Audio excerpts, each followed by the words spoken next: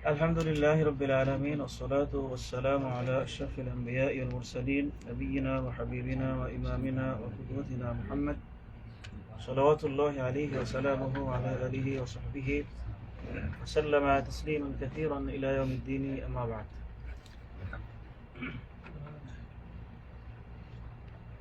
অত্যন্ত গুরুত্বপূর্ণ সময়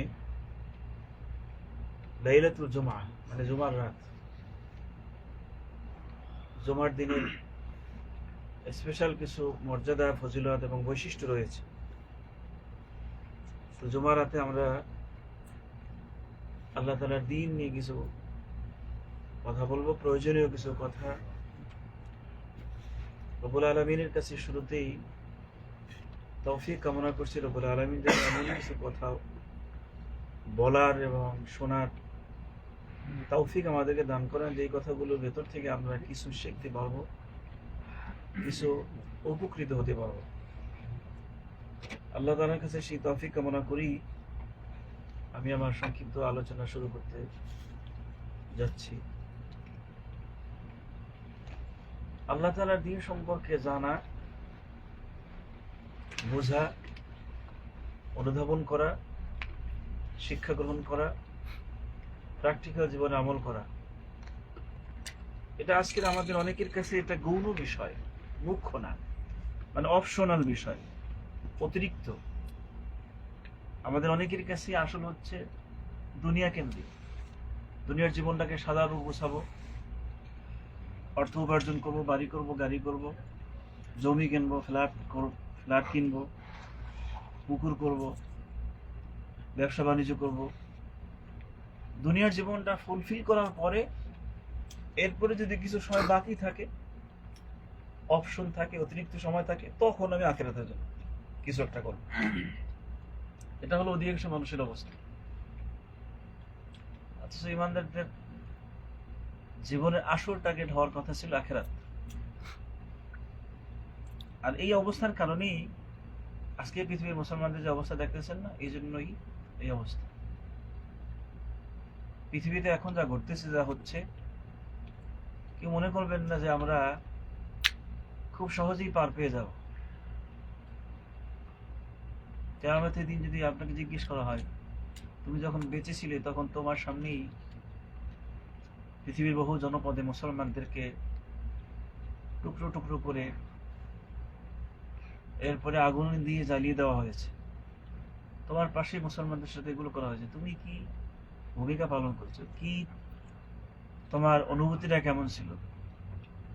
ভূমিকা কি রেখেছো? কিছুই বলার থাকবে না। যেখানে একজন বনি আদমকে যদি অন্যায়ভাবে হত্যা করা হয়, আল্লাহ তাআলা বলছেন সারা পৃথিবীর মানুষগুলোকে সেজন্য হত্যা করল।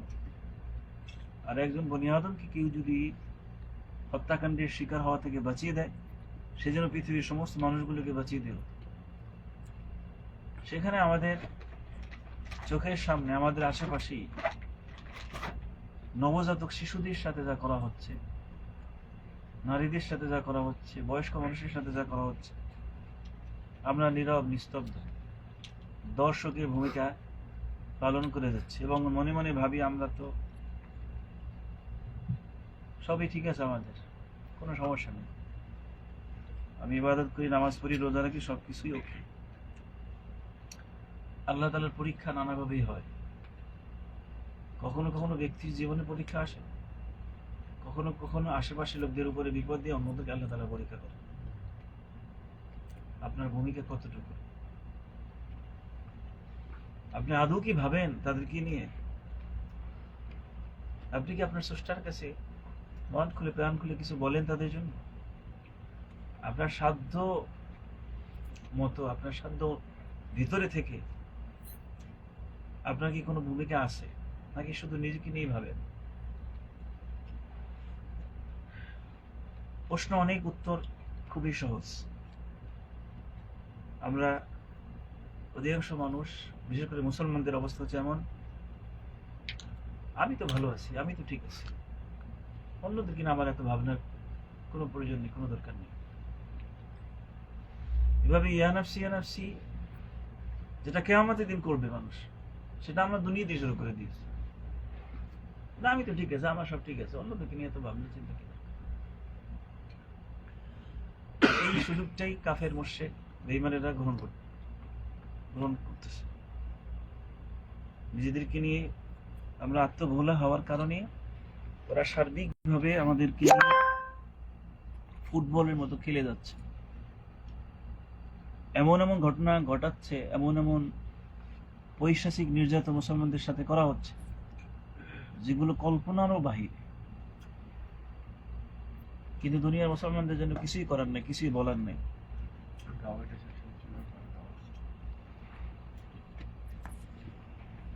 আমার আলোচনা একটু ভিন্নভাবে করবো, অন্য বিষয় নিয়ে কথা বলবো, কিন্তু এটা জাস্ট একটু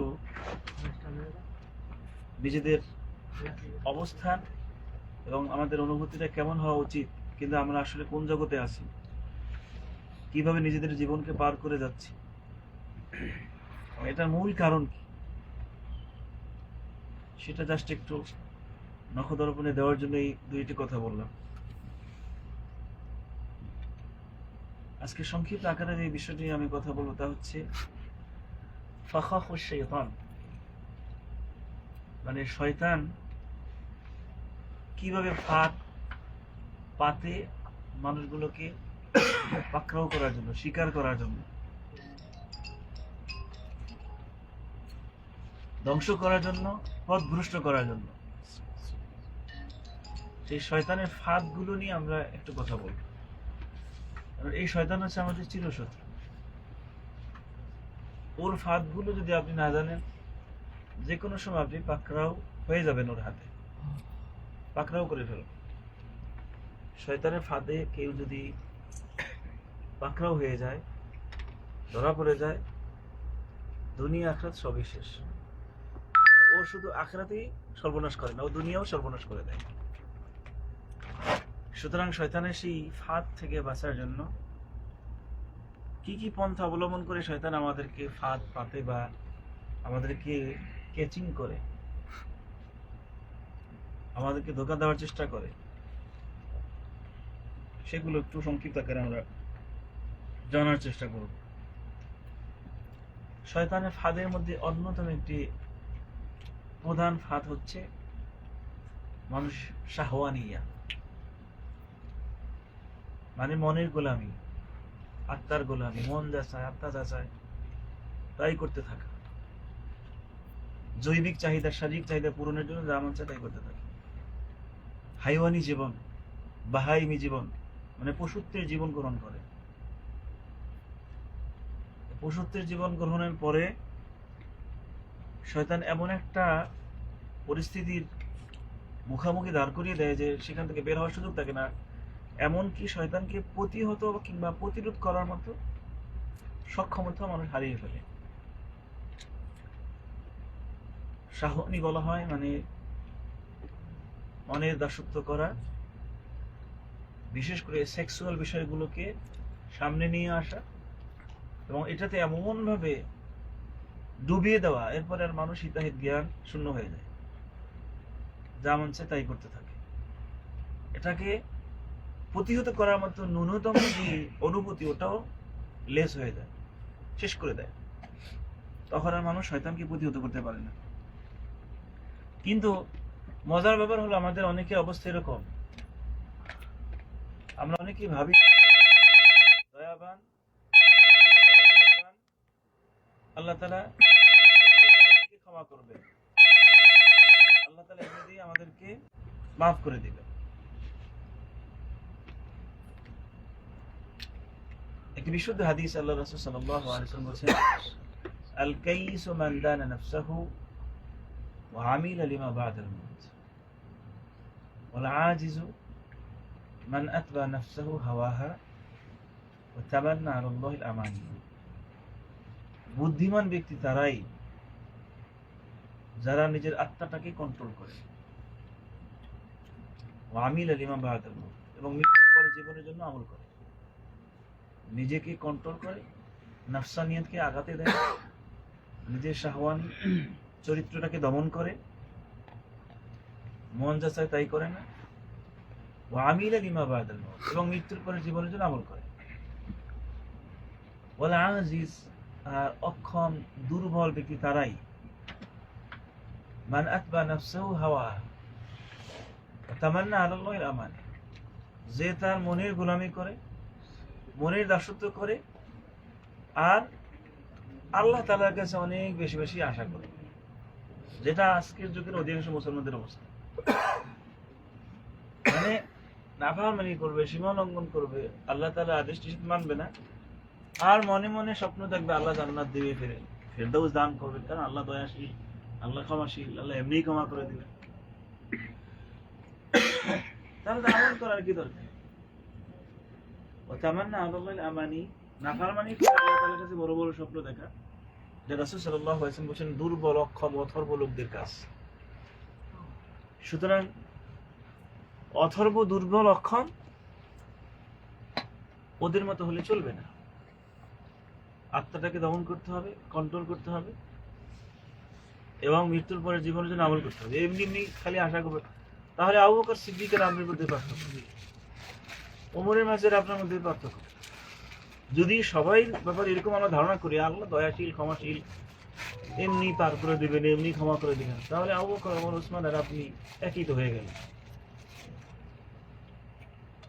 সুতরাং এরকম ভাবার কোনো সুযোগ নেই। এটা হচ্ছে অক্ষম, দুর্বল, অথর্ব মানুষের কাজ। যারা আমল করবে না, সীমালঙ্ঘন করবে, শয়তানের দাসত্ব করবে, আর আল্লাহ তাআলার কাছে বড় বড় আশা করে বসে থাকবে। তাহলে শয়তানের একটা অন্যতম ফাঁদ হচ্ছে মানুষকে এই শয়তানির মধ্যে ডুবাই দেওয়া, মানে যৌন সুড়সুড়ি দিতে থাকা, এবং ওর মধ্যে মানুষকে লিপ্ত করে দেওয়া। এটা অনেক এই আধুনিক টেকনোলজির যুগে, সোশ্যাল মিডিয়ার যুগে খুব সহজেই মানুষ হারিয়ে যায় এই জগতে, খুব দ্রুতই হারিয়ে যায়। আপনি সোশ্যাল মিডিয়াতে আপনি ইউটিউব ঢোকেন, ফেসবুক ঢোকেন, অথবা অন্যান্য ওয়েবসাইটে ঢোকেন, বিভিন্ন জায়গায় ঢুকলেই শুধু হাবিজাবি হাবিজাবি হাবিজাবি। এবং শুরুতেই যদি আপনি নিজেকে কন্ট্রোল না করেন এবং মনে করেন আমি অত কিছু দেখবো না, একটু একটু দেখবো, সামান্য সামান্য দেখবো, আস্তে আস্তে আপনাকে শয়তান সামনে নিয়ে যাবে, লোভ দেখে দেখে সামনে নিয়ে যাবে। একটা পর্যায়ে নিজে আপনি এমনভাবে হারাই যাবেন যে ওখান থেকে আর উঠতে পারবেন। এই জন্য এর সাথে সম্পৃক্ত, বিশেষ করে সেক্সুয়াল বিষয়ের সাথে সম্পৃক্ত বিষয়, যৌন চাহিদার সাথে সম্পৃক্ত বিষয়গুলোকে টোটালি শুরু থেকে প্রতিহত করা, প্রতিরোধ করা, কন্ট্রোল করতে থাকা, কোনোভাবেই সুযোগ না দেওয়া। শয়তানের আরেকটি ফাঁদ হচ্ছে, অন্যতম গুরুত্বপূর্ণ একটি ফাঁদ শয়তান পাতে আমাদের জন্য, বনি আদমের জন্য, সেটা হচ্ছে অতিরিক্ত গুসা, অতিরিক্ত রাগ করা। মানুষ যখন অতিরিক্ত গুসা করে, অতিরিক্ত রাগ করে, তখন হিতাহিত জ্ঞান থাকে না, সিদ্ধান্ত নিতে ভুল করে।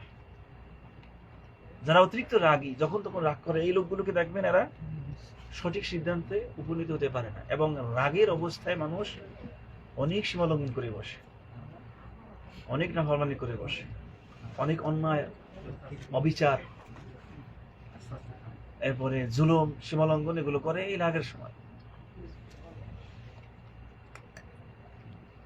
এই জন্য অতিরিক্ত রাগ করা যাবে না, রাগকে কন্ট্রোল করতে হবে। রাগ মানুষ কেন করে?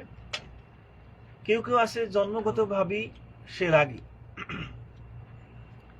সেটাকেও দমন করা সম্ভব যদি কোরআন এবং সুন্নাহকে সঠিকভাবে সে মেনে চলে, তাহলে দেখা যাবে এই জন্মগত রাগীগুলো নরমাল হয়ে গেছে।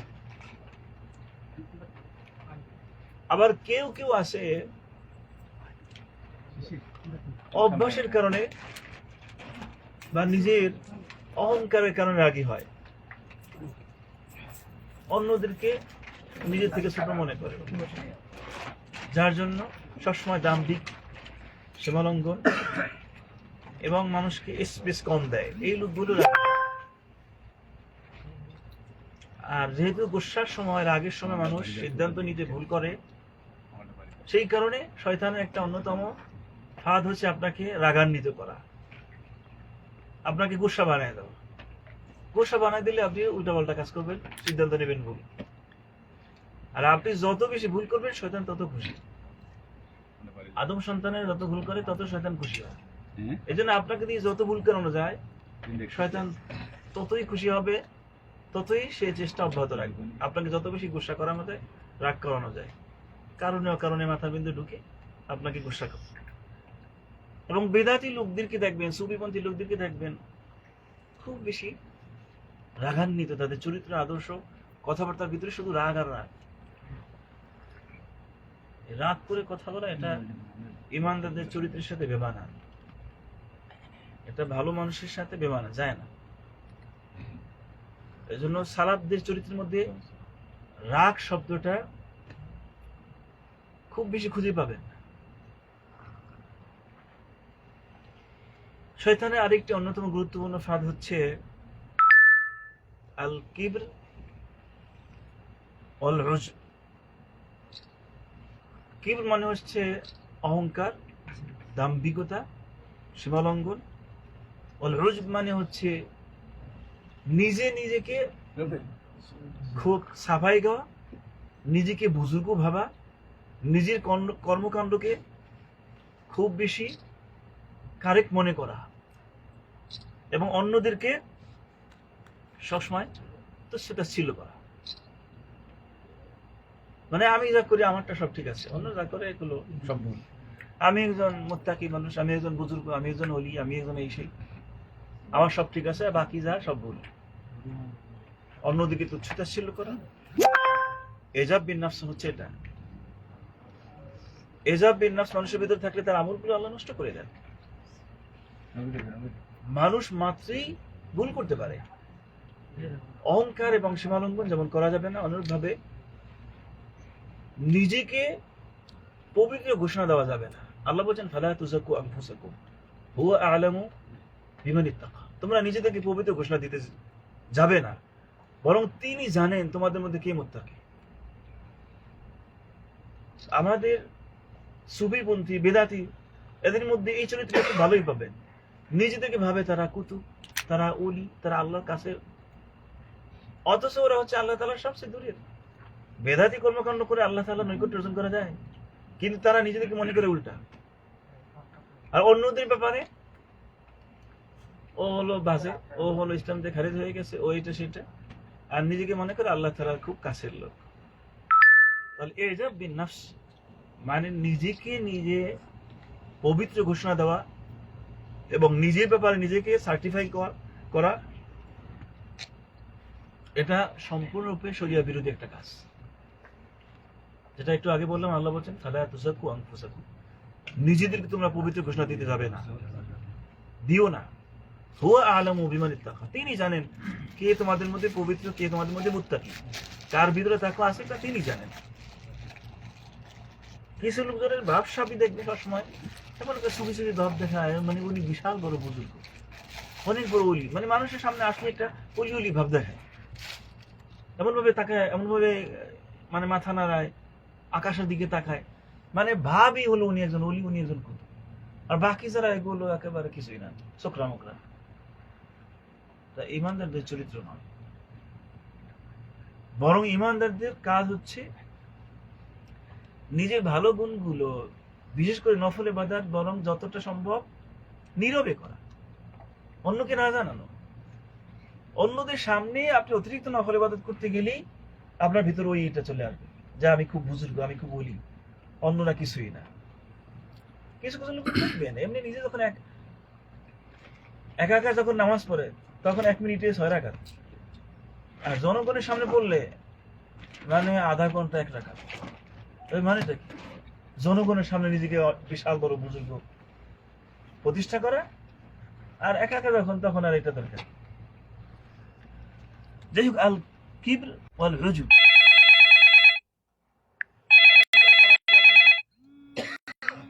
দাম্ভিক হওয়া যাবে না এবং নিজেকে নিজে পবিত্র ঘোষণা দেওয়া যাবে না, নিজের কাজে সার্টিফাই নিজে করা যাবে না।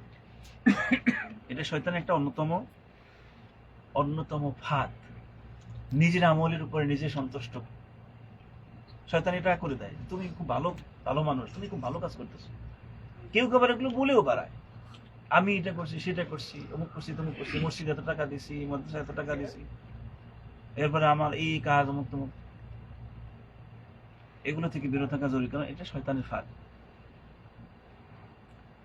শয়তানের আরেকটি ফাঁদ হচ্ছে তাসউইফ।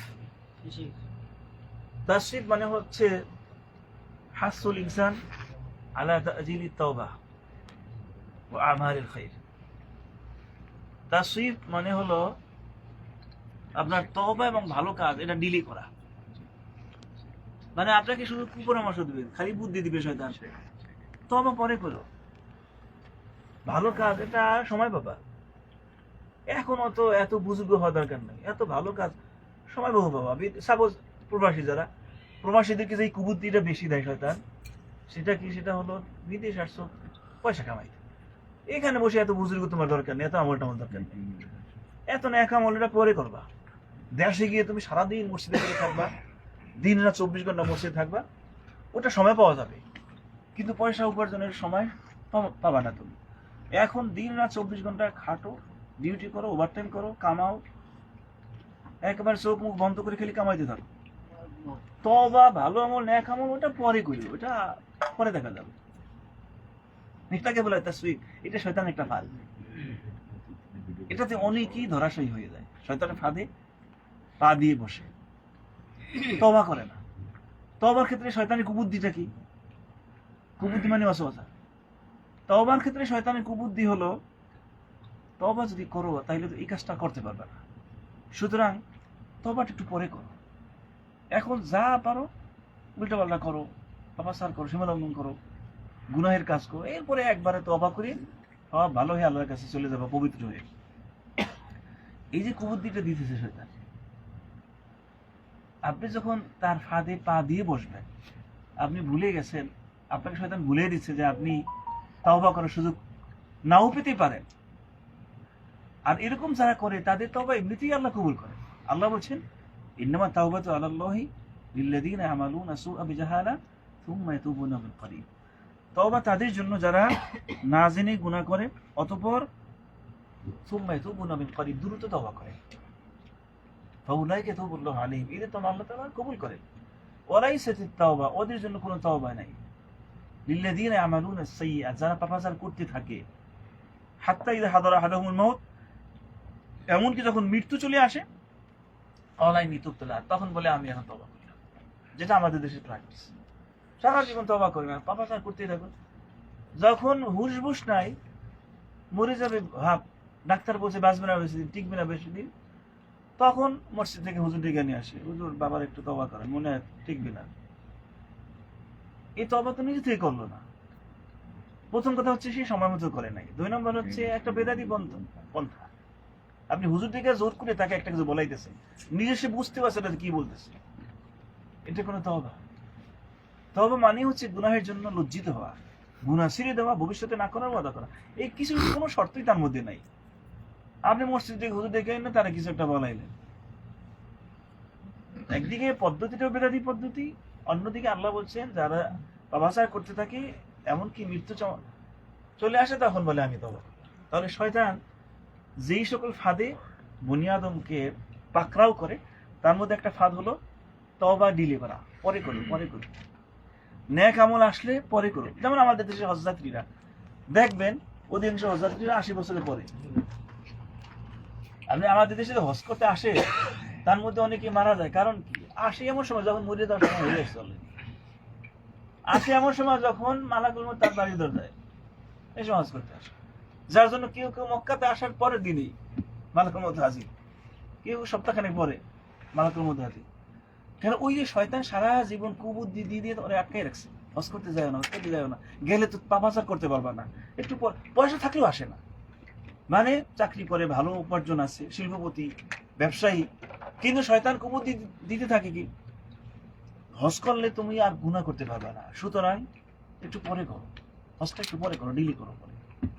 এমন সময় হজে আসে যখন কোনটা রুকুন, কোনটা ওয়াজিব, কোনটা সুন্নাহ এটাই বোঝে না, মনে হয় যেন Mecca Medina, Mina, Muzdalifah picnic করে যাচ্ছে, ঘুরে ফিরে যাচ্ছে, হুশবুশও নাই, লাড্ডি ভর দিয়ে তারপরে আসে। তাহলে শয়তানের একটা অন্যতম ফাঁদ হলো তাসউইফ, মানে হলো তাওবাকে ডিলে করা, নেক আমলকে ডিলে করে দেওয়া, এটা পরে করে, এটা পরে। অথচ আপনার জানা নাই আপনি কতদিন টিকবেন। সেকেন্ডলি, এভাবে ডিলে করলে আল্লাহ এমনিতেই কবুল করেন না। 3 নম্বর হলো যুবক বয়সের এই সময়টা নিয়ে আল্লাহ তাআলা স্পেশালি প্রশ্ন করবেন কি আমাদের। লা তাজুলু কদম ইবনি আদম হাত্তা ইউসআল আন আরবা, আন হায়াতি ফিমা আফনা ওয়া আন শাবাবি ফিমা আবলা। কিয়ামতের দিন কোন বনি আদমকে এক পা সামনে যেতে দেওয়া হবে না যতক্ষণ না তাকে 4টা প্রশ্ন করা না হবে। আর একটা রিওয়ায়াত আছে 5টা প্রশ্ন না করা হবে। তার মধ্যে একটা হচ্ছে তার জীবনকাল সম্পর্কে, জীবনকাল সে কোথায় ব্যয় করেছে। জীবনের মধ্যেই তো যৌবন আছে, কিন্তু যৌবনকাল নিয়ে আবার আলাদা কোশ্চেন। ওয়ান শাবাবি ফিমা আবলা, যৌবনকাল সে কোথায় শেষ করে দিয়েছে, প্রশ্ন করা হবে। আর আমরা মনে করি যৌবনকালটা হচ্ছে দুনিয়াকে লুটিপুটে খাওয়ার সময়, যৌবনকালটা হচ্ছে দুনিয়াতে হারিয়ে যাওয়ার সময়, যৌবনকাল হচ্ছে অসংখ্য অগণিত আপনার ভ্রষ্টতা আপনাকে হাত ছানি দিয়ে ডাকছে, সেখানে ডুবে যাওয়ার সময়, এরপরে বৃদ্ধ বয়সে গিয়ে বাধা। এটা হচ্ছে শয়তানের অন্যতম একটি ফাঁদ। কোনোভাবেই যৌবনকাল এভাবে নষ্ট করা যাবে না, কারণ যৌবনকাল সম্পর্কে আলাদা কোশ্চেন করা হবে। আপনি বাঁচতে পারবেন না যৌবনকাল যদি এলোমেলো শেষ করে দেন। তাহলে শয়তানের অন্যতম একটি ফাঁদ হলো তাসউইফ, মানে হলো তওবাটাকে ডিলে করা, নেক আমলগুলোকে ডিলে করা। শয়তানের আরেকটি ফাঁদ হচ্ছে আল জাহলু ওয়া হুব্বুদ দুনিয়া, মূর্খতা এবং দুনিয়াটাকে বেশি বেশি পছন্দনীয় চাকচিক্যময় করে আপনার সামনে উপস্থাপন করা। আর জাহল মানে মূর্খতা, অজ্ঞতা। আখিরাতের কোনো কিছুই আপনি জানেন না। কোন কোন বিষয় আপনি আল্লাহ তাআলা আপনাকে প্রশ্ন করবেন কিছুই আপনার জানা নাই। আপনার কি করণীয় কি বর্জনীয় কিছুই জানেন না। ইমানের রকম কি কি জানেন না, ইসলামের রকম কি কি জানেন না, আল্লাহর পরিচয় জানেন না। এর মানে কি সব ক্ষেত্রে আপনার মূর্খতা। দুনিয়ার ক্ষেত্রে মাশাআল্লাহ মহাপণ্ডিত, সব জানেন, কিন্তু আল্লাহ তাআলার পরিচয় ঠিক মতো জানেন, তাওহীদের কোনো জ্ঞান নাই। আরকানুল ঈমান, ঈমানের রকম বলতে পারেন না, প্রত্যেকটা রকমের ব্যাপারে সঠিক তথ্য দিতে পারেন না, ইসলামের রকম জানেন না, সৎ কাজের আদেশ অসৎ কাজের নিষেধ জানা নাই, কোনটা সৎ কাজ কোনটা অসৎ এটাও জানেন না, কোন ব্যাপারে আল্লাহ তাআলা বেশি প্রশ্ন করবেন জানা নাই, কোনটা আল্লাহ তাআলা বেশি পাকড়াও করবেন জানা নাই, কোন অপরাধটা আল্লাহ কোনোদিন ক্ষমা করবেন না জানা নাই, কোনটা আল্লাহ তাআলা পছন্দ করেন জানা নাই, কোন কাজগুলো আল্লাহ তাআলা ঘৃণা করেন জানা নাই। সব ক্ষেত্রেই মূর্খতা। আর দুনিয়ার ক্ষেত্রে বিশাল বড় পণ্ডিত। পাণ্ডিত্য মানে কাকে বলে? আমাদের সংসদ সদস্য আছে না, তিনি খোঁজখবর নিয়ে থাকেন, অধিকাংশই অবস্থা মাশাআল্লাহ বিশাল বড় পণ্ডিত, আখিরাতের ব্যাপারে মাফি, কিছুই জানা অধিকাংশ। তাহলে আল জাহল মানে মূর্খতা। এই মূর্খতা বলতে দিন সম্পর্কে মূর্খতা। আপনারা জানেন আবু জাহল, এই জাহল তো আরবি শব্দ, আবু মানে বাপ। আবু জাহল কি জন্য? মূর্খতার বা মূর্খের বাপ। সে কি মূর্খ ছিল? আবু জাহল কি মূর্খ ছিল? অনেক বড় পণ্ডিত ছিল। আবুল হিকাম তার নাম, পণ্ডিতদের পিতা। কিন্তু রাসূল সাল্লাল্লাহু আলাইহি ওয়াসাল্লাম বলেন তাকে আবু জাহল মানে বলদদের পিতা, মূর্খদের পিতা, আহাম্মকদের পিতা। কারণ কি? যে দিন সম্পর্কে জানে না, আল্লাহ সম্পর্কে জানে না, রাসূলকে চেনে না, আবার কিভাবে বুদ্ধিমান হয়? আমাদের দেশে যেমন বুদ্ধিজীবী পাবেন মাথার মধ্যে টাক স্টেডিয়াম, কিন্তু আল্লাহকে বিশ্বাস করে না। বুদ্ধিজীবী এরা হচ্ছে মূর্খ, এরা বলদের পিতা, এরা আবু জাহল। আখিরাতের জ্ঞান যাদের নাই, আল্লাহর সম্পর্কে যাদের ধারণা নাই, আখিরাতের হিসাব নিকাশ যারা বিশ্বাস করে না, তারা কোনোদিন বুদ্ধিমান হতে পারে না। এরা হচ্ছে আহম্মক, এরা হচ্ছে বলো। সুতরাং মূর্খতা হচ্ছে শয়তানের একটা অন্যতম ফাঁদ, আপনাকে মূর্খ বানাই রাখা। আপনাকে আপনার সময় থাকলেও হাদিস কোরআন এত কি কি দরকার, তুমি যা জানো অনেক জানো, একটু আমল করলে হবে। সময় থাকলে আপনাকে সময় থাকলে হাবিজাবি নিয়ে আসবে, সময় থাকলে আপনাকে গল্প হাজির করে দিবে, সময় থাকলে বন্ধুদের সাথে চা মুড়ি খাওয়ার গল্প করো, কিন্তু আপনাকে ভুলেও বুদ্ধি দিবে না যে একটা হাদিস পড়ো, একটু কোরআন পড়ো। তাহলে শয়তানের কাজই হচ্ছে আমাদেরকে মূর্খ বানায় রাখা দিনের ব্যাপারে। কারণ আপনি যত বেশি মূর্খ থাকবেন, তত বেশি আত্মবোলা, গাফিল থাকবেন, উদাসীন থাকবেন। আখিরাত নিয়ে আপনার কোনো ভাবনা চিন্তা নাই, হিসাব নিকাশ নিয়ে আপনার কোনো ভাবনা চিন্তা নাই। আখিরাতের জবাবদিহিতা, পাকড়াও, পুরস্কার, প্রতিদান, জান্নাত জাহান্নাম, পুলসিরাত, এরপরে আপনার ভয়াবহ হাসরের ময়দান, কোনো কিছু নিয়ে আপনার কোনো ভাবনা নাই। কারণ শয়তান ভুলে রাখছে, গাফিল বানিয়ে রেখেছে, উদাসীন বানিয়ে রেখেছে। আর এই পদক্ষেপ বাস্তবায়ন করার জন্য শয়তান কি করছে? আপনাকে মূর্খ বানায় রাখছে, কোনো কিছু জানতে দেয় না, কোনো কিছু জানার আগ্রহ নাই ভিতরে। দিন সম্পর্কে জানা এটা আমাদের উপরে ফরজ। যতটুকু দিন না জানলে আপনার আকীদা ক্লিয়ার হবে না, আমল ক্লিয়ার হবে না, ততটা এলেম অর্জন করা প্রত্যেক মুসলমান পুরুষ এবং নারী সবার উপরে ফরজ। আমরা মনে করি শুধু হুজুরে জানলেই হবে। তা আপনার কি বেহেশত দরকার নেই? খালি হুজুরে জানলে হবে কি? শুধু মানে জান্নাত আপনি হুজুরদেরকে দিয়ে দেবেন, আপনার প্রয়োজন নাই? আমাদের অনেকেরই ধারণা এত ইলম দিয়ে কি হবে, না খালি হুজুরে জানলে হবে, ইমাম সাহেব জানলেই হবে, অথবা যারা ওয়াজ করে তারা জানলেই হবে, আমার দরকার নেই। এর মানে দাঁড়াইলো যে আমার বেহেশত দরকার নেই, আমার জানতেই হবে। কতটুকুন এলেম অর্জন করলে আপনার আকীদা ক্লিয়ার হবে, আবার আপনার আমল ক্লিয়ার হবে, ততটা এলেম অর্জন করা প্রত্যেক মুসলমানের উপরে ফরজ। রাসূল সাল্লাল্লাহু আলাইহি ওয়াসাল্লাম বলেছেন, তালাবুল ইলমি ফারিদাতুন আলা কুল্লি মুসলিম। কিন্তু আমরা ওই যে শয়তান বুদ্ধি দেয়, এত জানা টানা কি দরকার, তুমি দুনিয়ার ব্যাপারে পণ্ডিত হইলে হবে, আর আখিরাত ওই যে মাঝে মাঝে নামাজ পড়ো, এরপরে রমজান মাসে একটু রোজা টোজা রাখো, জুমার নামাজ পড়লেই চলবে, পুরো সপ্তাহে একদিন খালি জুমা পড়বে তাহলেই চলবে। আমাদের দেশে কিছু নামাজি পাবেন শুধু জুমা, আর কিছু পাবেন শুধু মাগরিব পড়ে। মাগরিবের সময় মসজিদে আগরবাতি এসে শুধু ঘ্রাণ আর ঘ্রাণ, ঢুকবেন দেখবেন মসজিদ ভরা, জোহরেও নাই, আসরেও নাই, ফজরে তো নাই। সব শয়তানের কুবুদ্ধি। আর এগুলো কেন করে? এই জাহালাতের কারণে, মূর্খতার কারণে। আল্লাহ তাআলা আমাদের উপরে 5 ওয়াক্ত ফরজ করেছেন, শুধু কি মাগরিব ফরজ করেছেন? কিন্তু শয়তানি কুবুদ্ধি দিয়ে জাহেল রেখে, মূর্খ রেখে আমাদেরকে এই ফাঁদের মধ্যে আটকে রাখে। আর দুনিয়ার চাকচিক্য সামনে শুধু দুনিয়ার চাকচিক্য নিয়ে হাজির হয়। অমুকি 3টা ফ্ল্যাট কিনে ফেলছে, তোমার 20 বছর হয়ে গেল কিছুই করতে পারো নাই, তুমি কত বড় আহম্মক। মানে আপনি দুনিয়াতে সম্পদ অর্জন করতে না পারলে আপনাকে বলবে আহম্মক, কিন্তু আখিরাতের ব্যাপারে মিসকিন আপনাকে আহম্মক বলবেন, আপনি অনেক বড় হন। খালি এগুলো চোখের সামনে এগুলো হাজির করে দিবে, অমুকি 3টা ফ্ল্যাট, অমুকি 2 কাঠা জমি কিনছে গুলশানে অথবা ধানমন্ডি অথবা মোহাম্মদপুর, আর তুমি গ্রামে একটু জমি কিনতে পারো না। এই বারবার শুধু কানের মধ্যে এগুলো দেয় কি? এই যে আমাদের চিরশত্রু শয়তান, যাতে করে আমরা দুনিয়ার প্রতি সবসময় আকৃষ্ট হয়ে থাকি, দুনিয়া নিয়ে ভাবনা চিন্তা, আখিরাতকে নিয়ে কোনো খবর নাই। শয়তান তাহলে এই সকল পদ্ধতিতে আমাদেরকে পাকড়াও করে। শয়তানের আরেকটি ফাঁদ হচ্ছে বেশি বেশি খাওয়ানো। সাপোজ আপনি বেশি বেশি যদি খান, গলা পর্যন্ত খান, দেখবেন এত বেশি ক্লান্তি, এত বেশি জীবনী ভাব, এত বেশি আপনার চোখের মধ্যে ঘুমের তন্দ্রার ভাব, ইবাদতে অত মজা নেই, চলাফেরার ভিতরে ক্লান্তি বেশি। নামাজ পড়তে দাঁড়াইলে আপনি বারবার ঘুম আসতেছে, হাত ছেড়ে দিচ্ছেন, আবার হাত বাঁধতেছেন।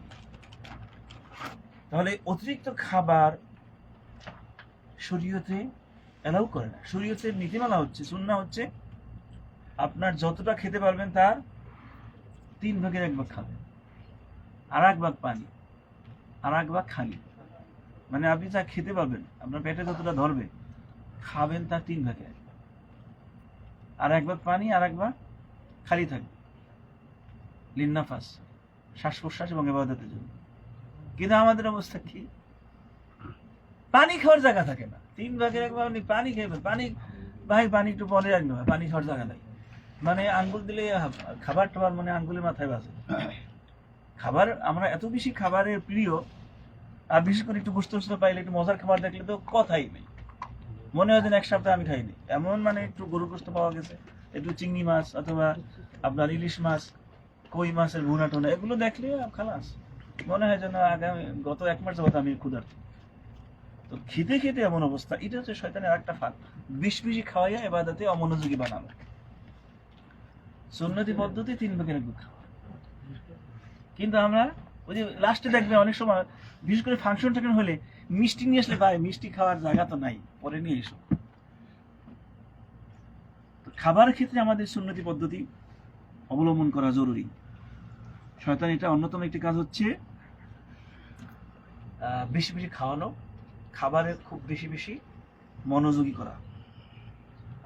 শয়তানের আরেকটি কাজ হচ্ছে তাড়াহুড়া, তাড়াহুড়া প্রিয়। ইবাদতের ক্ষেত্রে খালি তাড়াহুড়া, ইবাদতের ক্ষেত্রে খালি তাড়াহুড়া।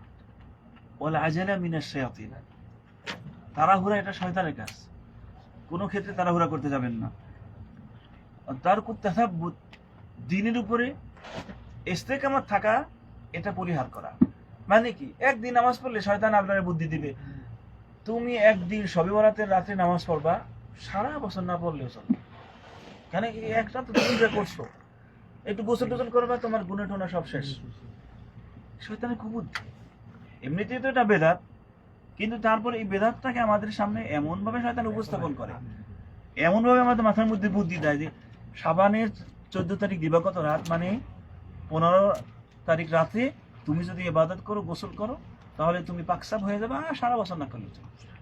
সারা বছর গুণে এক রাত্রে গোসলে শেষ। এটা হইলো এই হিন্দুদের গঙ্গা স্নানের মতো। হিন্দুরা গঙ্গা স্নান করে না কি জন্য করে জানেন? এই পাকসাব হওয়ার জন্য, পবিত্র হওয়ার জন্য। নারী পুরুষ সব লাফালাফি করে, সব ধস্তাধস্তি করে, আর মনে মনে আশা তার সমস্ত গুনাহ মাফ হয়ে গেছে গঙ্গা স্নানের মাধ্যমে। এই মুসলমানদের ভিতরে শয়তান এই কুবুদ্ধিটা এমন সুন্দর করে দিতে থাকে, তুমি এই 15 তারিখ রাত্রে খালি গোসল করবা, আর একটু বেশি বেশি মিলাদ টিলাদ পড়বা, সারা বছর কিছু না করলে। এটা হচ্ছে শয়তানের কুবুদ্ধি। আমাদেরকে দ্বীনের উপর ইস্তেকামাত থাকার পরিবর্তে এমন এমন কিছু নিয়ে হাজির হয় যা আমরাও বিশ্বাস করি যে এরকম মাঝে মাঝে একটু করলে হবে, ওইটাই সারা বছরের কাভার হয়ে যাবে, সারা বছর এটা কাভার হয়ে যাবে। তো শয়তানের আরেকটি কুবুদ্ধি হচ্ছে আল ইসরাফ। ইসরাফ মানে আপনার অপচয় করা।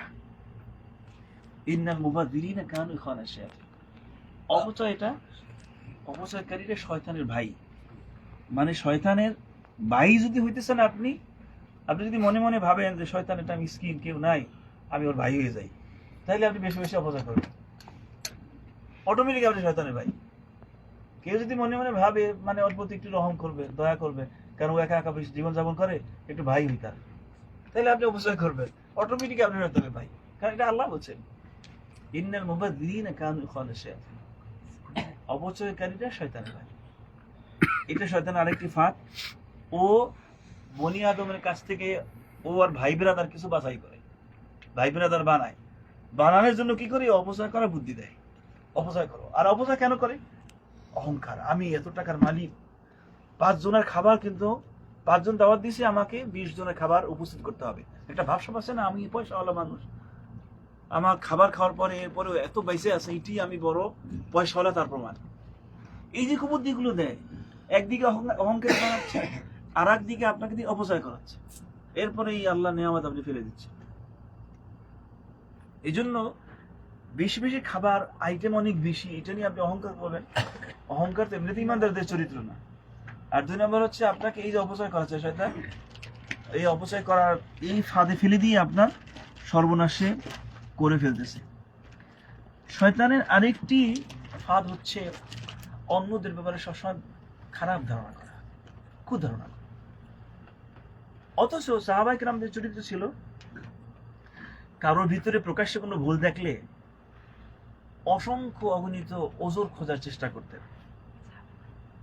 মানে হয়তো বা সে এই জন্য এটা করে ফেলছে, হয়তো বা তার এটা মাথায় ছিল না, হয়তো বা সে ভুলই হয়ে গেছে। আর আমরা করি কি? আমরা ভুল না করলেও সে ভুল করেছে সেটা প্রমাণ করার জন্য ব্যস্ত হয়ে যাই।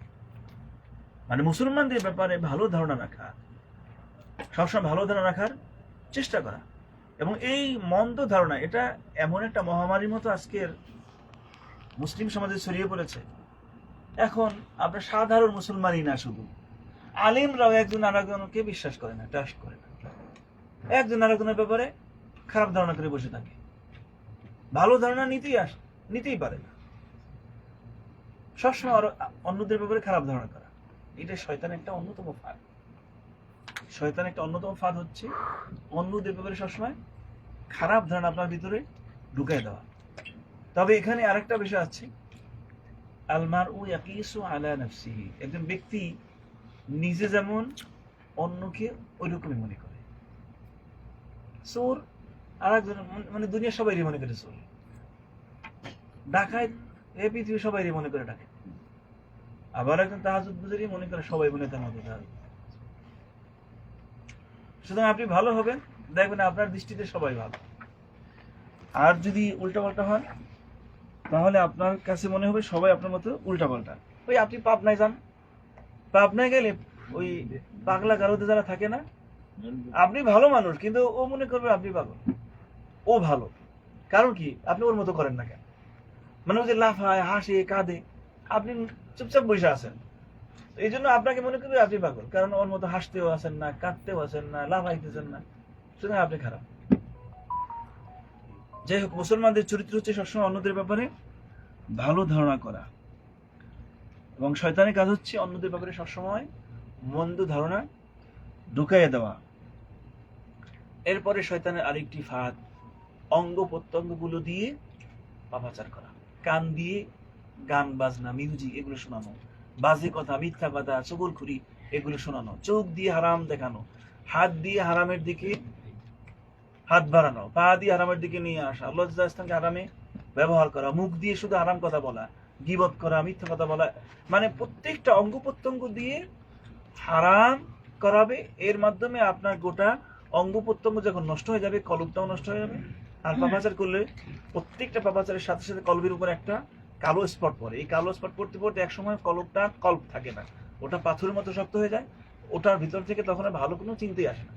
আল্লাহ বলছেন কাল্লা বাল রানা আলা কুলুবি মা কানু ইয়াকসিবুন, মানে বাল রানা, সাবধান জেনে রাখো, বরং রানা মানে পলিপ পড়ে গিয়েছে, তাদের অন্তরের উপরে পলিপ পড়ে গিয়েছে।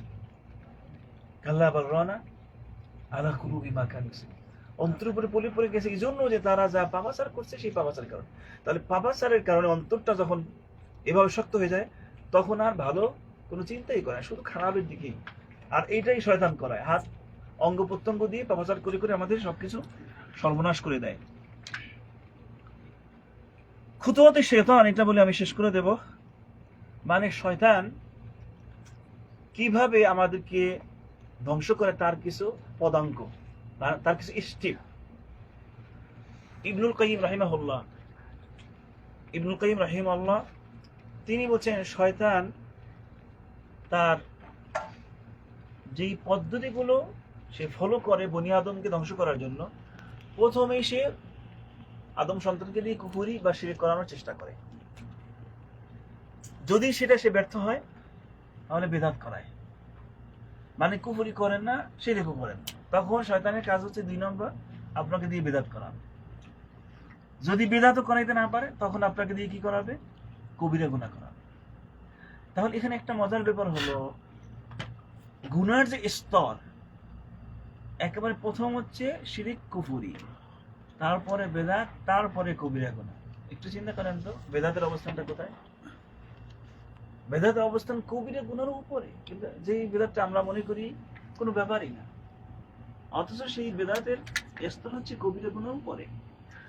শিরিক করাইতে না পারলে আপনাকে দিয়ে বেদাত করা হবে, সেটাও যদি না পারে আপনাকে দিয়ে কবিরা গুনাহ করা হবে। কবিরা গুনাহ যদি করাতে ব্যর্থ হয় শয়তান, তখন আপনাকে দিয়ে সগীরা গুনাহ করা হবে, মানে ছোট ছোট গুনাহ। মনে মনে ভাববেন ছোট ছোট গুনাহের সমস্যা নেই, কিন্তু ছোট ছোট গুনাহ একসময় কবিরা হয়ে যায়। ইবনে আব্বাস রাদিয়াল্লাহু তাআলা আনহুমা তিনি বলছেন, লা কাবীরাতা মাল ইস্তিগফার ওয়ালা সগীরাতা মাল ইসরার, অর্থাৎ কবিরা গুনার পরেও যদি কেউ তওবা করে, সেটা গুনাহ থাকে না, তওবার কারণে কবিরা গুনাহ মাফ হয়ে যায়। ওয়ালা সগীরাতা মাল ইসরার, আর কোন সগীরা গুনাহ সগীরা থাকে না যদি নিয়মিত করা হয়। এর মানে কি? সগীরা গুনাহ নিয়মিত করলে সেটা কবিরা হয়ে যায়। তাহলে আপনাকে দিয়ে শয়তান যখন দেখবে কবিরা গুনাহ করাতে পারছেন, তখন সগীরা গুনাহ করাবে কোনো করো। আর সগীরা গুনাহ নিয়মিত করলে একসময় ওটা কবিরা হয়ে যাবে। কারণ কি? গুনাহ তো এজন্যই যে আল্লাহ তাআলা নিষেধ করেছেন, সেজন্য তো সেটা গুনাহ, যদিও সেটা সগীরা হয়। আপনি যখন নিয়মিত সেই সগীরা গুনাহ করতে থাকবেন, এর অর্থ দাঁড়ালো আপনি আল্লাহ তাআলাকে ভয় করেন না, আল্লাহ তাআলাকে কেয়ার করেন না, যার জন্য গুনাহগুলো নিয়মিত করে যাচ্ছে। আর এই কারণেই সগীরা গুনাহ নিয়মিত করলে ওটা আর সগীরা থাকে না, ওটা কবিরা হয়ে যায়। তাহলে শয়তান আপনাকে দিয়ে যখন কবিরা গুনাহ করাতে পারবে না, তখন সগীরা করাবে। সগীরাও যদি না পারে, মানে এটা আপনি করেন না, তখন করবে কি আত-তাওয়াসসু ফিল মুবাহাত, মানে জায়েজ কাজ আপনাকে দিয়ে বেশি বেশি করানো, যেটা উত্তম না কিন্তু জায়েজ, এইদিকে আপনাকে ঝুঁকাই দিবে শয়তান। ওই যেমন বললাম বেশি বেশি খাওয়া, ওটা একটা জায়েজ কাজ, কিন্তু আপনি যদি বেশি বেশি খাবেন, গলা বন্ধ খাবেন, অটোমেটিক আপনার ইবাদতে দুর্বলতা চলে আসবে। যেমন রমাদান মাসে আমরা ইফতারির সময় এমন খাওয়া খাই, তারাবির সময় খালি ঢেকুর আর চোখ বন্ধ, এসে কোনো মনই থাকে না নামাজের ভিতরে। কারণ শয়তান আরেকটা কুবুদ্ধি দেয় আমাদের দেশের মানুষগুলোকে। শয়তান কুবুদ্ধিটা হলো রমজান মাসে যত খাও কোনো হিসাব নাই, খালি খাইতে থাকো। এই বুদ্ধির কারণে আমরা খালি খাইতে থাকি। আর খেতে, রমজান মাস হচ্ছে ইবাদতের, খাবারের মাস না, কিন্তু শয়তান আমাদেরকে শিখাই দেয় যে এটা খাবারের মাস, যত খাও হিসাব নাই। এই বেশি বেশি খাওয়ায় ইবাদতে আপনাকে দুর্বল বানায় দিল। তাহলে আত-তাওয়াসসু ফিল মুবাহাত মানে জায়েজ কাজ বেশি বেশি করানো, এটা শয়তান কখন করে? যখন আপনাকে দিয়ে সগীরা গুনাহ করাতে পারবে না, তখন জায়েজ কাজ বেশি বেশি করাবে, মানে উত্তম না কিন্তু জায়েজ। আর এই কাজগুলো করতে গিয়ে আপনি ইবাদতে আপনার ভিতরে দুর্বলতা চলে আসবে। সর্বশেষ শয়তান আরেকটি কাজ করে, আশ-শুগলু বিল মাফদুলি আনিল ফাদিল, মানে যেটা উত্তম না সেটা করাবে উত্তমটাকে বাদ দিয়ে। আপনি যখন উত্তমটা বাদ দিয়ে নরমাল কাজটা করবেন, নরমাল কাজে ব্যস্ত হয়ে যাবেন, মানে শয়তানি কাজ হলে আপনাকে দিয়ে সওয়াব যাতে আপনি বেশি করতে না পারেন। যেমন মনে করেন বেশি বেশি নফল ইবাদত করা। রাসূল সাল্লাল্লাহু আলাইহি ওয়াসাল্লাম বলেন, আল্লাহ বলেন বান্দারা যখন বেশি বেশি নফল ইবাদত করে আল্লাহ তাআলার নিকট অর্জন করতে সক্ষম হয়। তাহলে শয়তান আপনাকে দিয়ে কি করবে? এত নফল দরকার নেই, এত নফল করার কি দরকার, তুমি খালি ফরজ পড়ো, এইটাই বাঁচার জন্য যথেষ্ট। এই বুদ্ধি দিয়ে দিয়ে আপনাকে ফরজের মধ্যে আটকে রাখানো। কিয়ামতের দিন তো আপনি ধরা খাইতে পারেন। ফরজের ঘাটতি থাকলে আপনি পূরণ করবেন কি দিয়ে যদি নফল না থাকে? তাহলে শয়তান উত্তমটাকে বাদ দিয়ে অনুত্তম কাজ বেশি বেশি করাবে, যাতে করে আপনাকে আটকে রাখা যায়, যাতে করে আপনাকে আটকে রাখানো যায়। তো আল্লাহ তাআলা আমাদেরকে শয়তানের যে ফাঁদগুলো বলা হলো, এই সমস্ত ফাঁদ থেকে আল্লাহ তাআলা আমাদেরকে হেফাজত করুন, আমিন। এবং এই ফাঁদ থেকে বাঁচতে চাইলে আমরা যদি শয়তানের এই পাকড়াও থেকে নিজেদেরকে রক্ষা করতে চাই, তাহলে নিয়মিত ফরজ ইবাদত মিস করা যাবে না, নফল ইবাদতেও কন্টিনিউ করার চেষ্টা করতে হবে।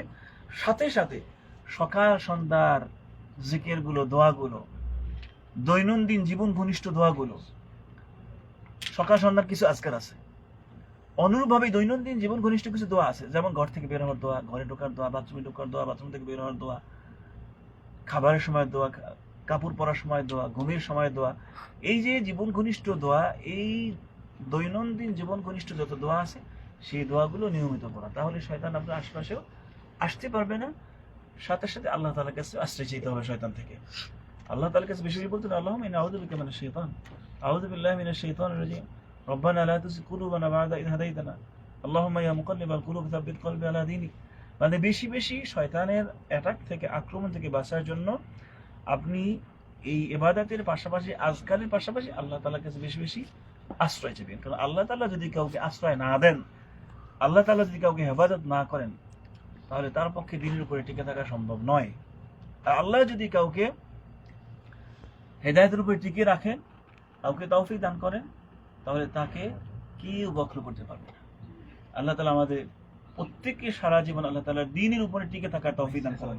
আমিন। শয়তানের সমস্ত চক্রান্ত এবং সমস্ত পাকড়াও থেকে রব্বুল আলামিন সারা জীবন আমাদেরকে হেফাজত করুন। আমিন। সাল্লাল্লাহু আলা নবিয়িনা মুহাম্মদ ওয়া আলা আলিহি ওয়া সাহবিহি ওয়া সাল্লামা তাসলিমান।